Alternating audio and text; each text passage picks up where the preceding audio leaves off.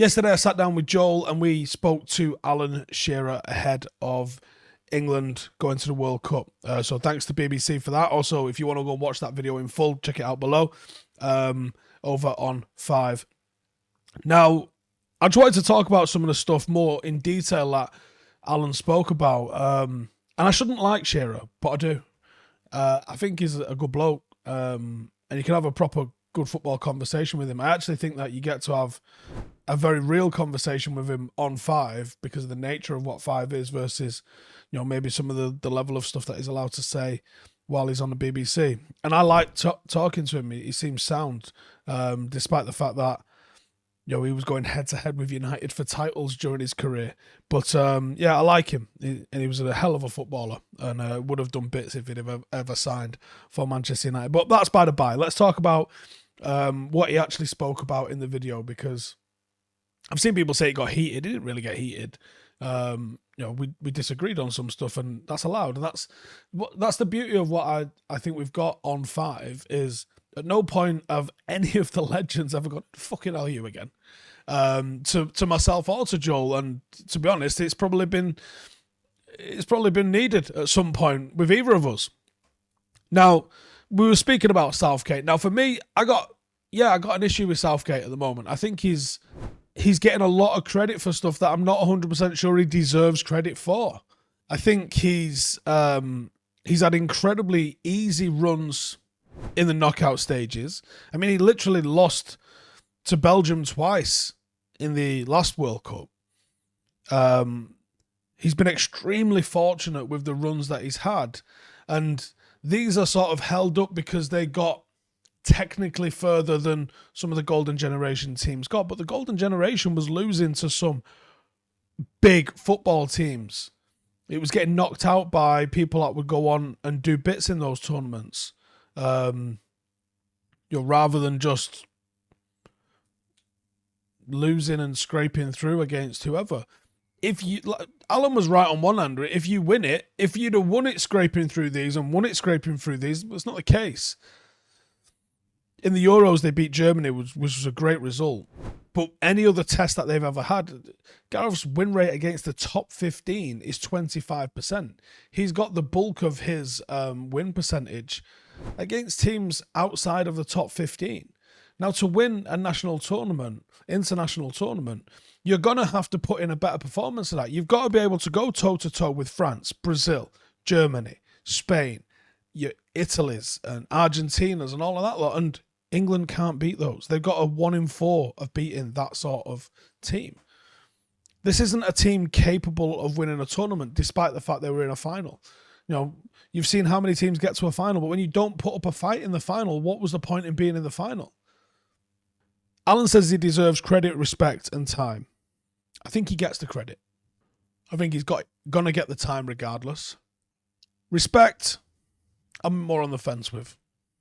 And when he says, look where we were, I think Southgate managed to do the most impressive thing that he's managed to do, in my opinion, is he sort of broke that big club animosity that you've heard the likes of Rio talk about time and time again, actually, where he wouldn't talk to the Liverpool and Chelsea players and he would sit there with the United players. And they definitely brought a bit of a Club England kind of vibe to the England national team. You got to give him credit for that, and I would give him credit for that. But ultimately, the job's to go to tournaments and to win. And if you're not winning, then you have to show progression. And people will go, well, they got to a semi-final, then they got to a final. That is progression. Okay, but that's proper baseline analysis, isn't it? Was there tangible improvements in performance? You start off as an underdog. Okay, now can you start to take the game to teams? Can you show bravery on the ball? Can you do all of those sorts of things? Because if you can't do all of those sorts of things, then you are not progressing. And I don't believe there has been enough progression. I think he plays cowardly defence-first football. The sort of football that Ole Gunnar Solskjaer was getting results against big teams against and wasn't getting any credit for. Why does Gareth Southgate get that credit when he isn't even doing it necessarily in the big games and getting results? Factually. There is no front foot football despite having the players that could play front foot football. Now, Shearer mentioned some big key players for England. Harry Kane, totally agree. Without Harry Kane, I'm not sure that there is another striker that could do bits. Maybe Tony could. But because Gareth Southgate decided to play Harry Kane, I think he played him for 90 minutes in the friendlies, and not give Ivan Toney a minute. What was the point of that? Because if you lose Harry Kane now, who, let's be honest, does not have the greatest injury record that's ever been seen, what are your options for your number 9? You've got Callum Wilson doing bits. Like I said, Ivan Toney doing bits. You've even got the likes of Danny Welbeck and stuff who could come in, potentially do a job for you. But who is he going to take? Because he clearly likes to pick on trust, because it's not form that he selects on. But if he doesn't allow anybody else into the circle of trust to gain that trust, how are you ever going to develop and push this team? And you're not. And I think that, for me, is the biggest thing with this England side. He has had some incredible talents come through, but refuses to give them an opportunity over some of the old faithfuls that he's got at his disposal. I mean, James Maddison, has he pissed in his cornflakes? Why is James Maddison not getting a look in? James Maddison's literally shitting goals and assists. And I think in the time Jack Grealish has managed 5, 6, James Maddison's managed 30. But will not get a look in. What is going on there? Realistically. The form or friends thing, he first came into the job, and he's crucified himself with this. He came into the job and said, I'll pick on form. And then that has just been proven to be absolutely false. The likes of Harry Maguire, who's in the last England squad despite not playing for United, and I think the squads that are being announced tomorrow, probably be going to the World Cup despite not being picked for Manchester United, is laughable. Does Gareth Southgate deserve credit, respect and time? The interesting thing for me is when Alan said he thinks he'll take it into his own hands. Well, I'm expecting that then, because I don't see England winning this. Fully prepared to be shocked on this front, but I don't see England coming close to winning this. I think Argentina are too strong. I think Brazil are too strong. I think the European nations, I mean, the France 2 starting 11s that they could put together are going to be quite spectacular to look at, I imagine. Not confirmed because we haven't seen the squad yet, but I can't imagine England laying a glove on France, in all honesty. There's 4 or 5 national teams that look at England's 11 and the way it's going to try and play and just laugh, because there's not a prayer. With Southgate, I just don't think he's got the bottle to go for it. Considering how poorly he did as a club manager, I actually think he's probably better suited to a league campaign.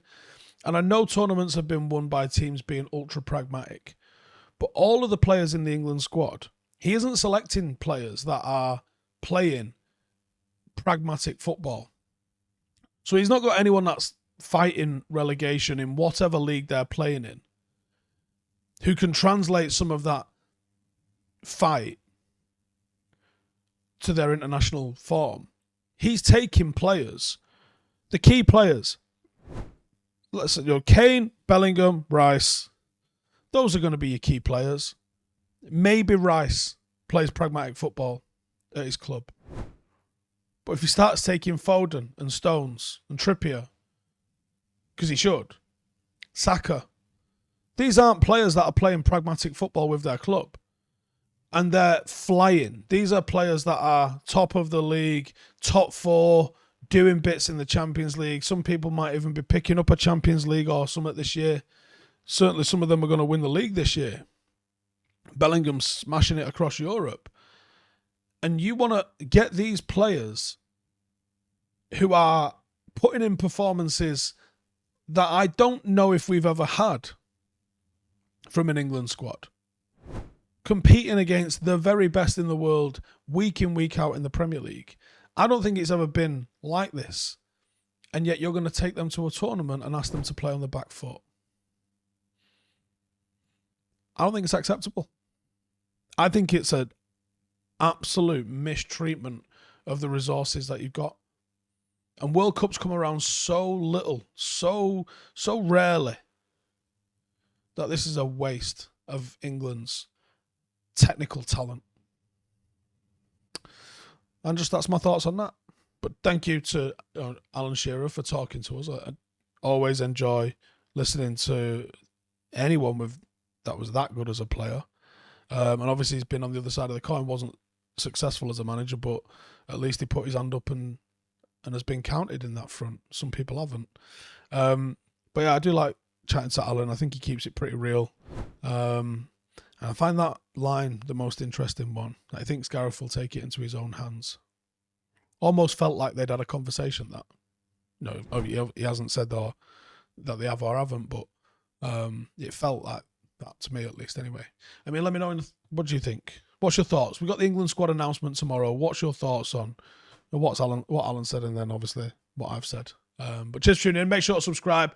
We're getting into full World Cup mode now. As soon as we get these 2 games out of the way for United, we've got all sorts of tactical previews coming for you where we're going to look at who the favourites are. I'm leaning towards Brazil, Just leaning towards Brazil.